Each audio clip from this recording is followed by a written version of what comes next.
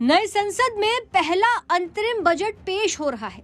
निर्मला सीतारमण आम लोगों के लिए कई बड़ी घोषणाएं करती जा रही हैं।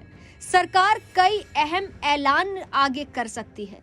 उम्मीद है कि स्मार्टफोन्स सस्ते हो सकते हैं। वित्त मंत्री ने कहा कि बजट में 4 जातियों पर हमारा फोकस है। अब तक उन्होंने क्या कुछ कहा? दरअसल वित्त मंत्री निर्मला सीतारमण ने बजट 2024 पेश करना शुरू कर दिया है। बजट पेश करने से पहले वित्त मंत्री अपनी सरकार की उपलब्धियां गिना रही हैं। बता दें कि चुनावी साल होने के चलते ये पूर्ण बजट की जगह अंतरिम बजट है।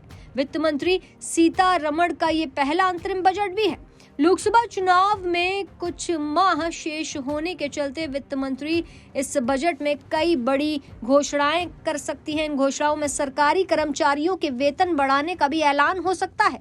वहीं अंतरिम बजट में युवा, महिला और किसान का फोकस भी देखने को मिलेगा।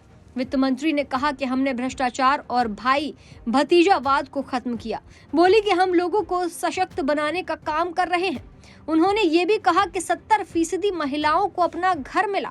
दरअसल वित्त मंत्री सीतारमण बोली कि मोदी सरकार ने 70% महिलाओं को अपना घर देने का काम किया है। उन्होंने कहा कि हमारा फोकस जल्द से जल्द सभी गरीबों को खुद का घर देना है। इतना ही नहीं, मोदी सरकार ने 54 लाख युवाओं को प्रशिक्षित भी किया है। अपने बजट भाषण में वित्त मंत्री ने कहा कि कौशल भारत मिशन में 1.4 करोड़ युवाओं को प्रशिक्षित किया गया है। 54 लाख युवाओं को प्रशिक्षित और पुनः कुशल बनाया गया है। कहा कि 3000 नए ITI स्थापित किए गए हैं। बड़ी संख्या में संस्थागत उच्च शिक्षा, 7 IIT, 16 IIIT, 7 IIIM, 15 एम्स और 390 विश्वविद्यालय स्थापित किए हैं। वित्त मंत्री बोली कि PM मुद्रा योजना में 43 करोड़ का ऋण दिया गया। देश को युवाओं पर गर्व है। उन्होंने कहा कि युवाओं ने एशियन गेम्स में बड़ी संख्या में हिस्सा लिया। हमने गरीब, महिला, युवा और अन्नदाता पर ध्यान केंद्रित किया है और आगे भी करेंगे। आगे भी अपने अंतरिम बजट के शुरुआती भाषण में निर्मला सीतारमण काफी कुछ घोषणाएं कर सकती हैं, जो कि देश के 4 स्तंभों के लिए बेहद जरूरी साबित हो सकता है। जानकारी के लिए बता दें कि वित्त मंत्री निर्मला सीतारमण ने कहा है कि पिछले 10 साल में पर्सनल इनकम टैक्स फाइल करने वाले लोगों की संख्या तेजी से बढ़ी है। वित्त मंत्री निर्मला सीतारमण टैक्स चुकाने वाले लोगों का धन्यवाद करते हुए बोली कि सरकार ने टैक्स की दरों में कमी की है। नए टैक्स रेजिम में 7 लाख रुपए तक की आमदनी पर कोई भी टैक्स नहीं है।